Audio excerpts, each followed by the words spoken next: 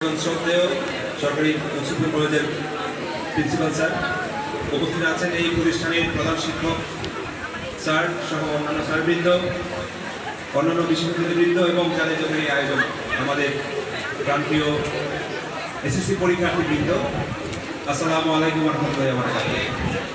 আমরা আশা করি আপনারা এবং আপনাদের পরিবারের সকলেই ভালো আছেন। আজকে 2026 সালে এপ্রিল মাসের এই অনুষ্ঠান আমাকে একটু নস্টালজিক করেছে।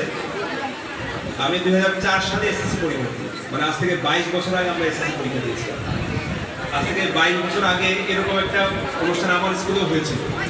আমি এখানে বসে বসে পুরোটা রিকেপ করলাম যে আমাদের সময় আসলে কী কী হয়েছিল, আমরা কারা কারা ছিলাম। ঠিক একই রকম আমাদের একটা জুনিয়ররা এরকম আমাদেরকে বিদায় দিয়েছিল, এরপরে উপস্থাপন করেছে। পুরাটাই নস্টালজিক হয়ে গিয়েছে। আমার স্কুল প্রতিষ্ঠিত হয়েছিল 1882 সালে। স্কুলের নাম হলো ফুলপুর পাইলট উচ্চ বিদ্যালয়, খুব স্বনামধন্য প্রতিষ্ঠান ওখানকার। তো পুরোটা রিকেপ করলাম, তো মনে হলো যে আসলে অনেক সময় পার হয়ে গিয়েছে।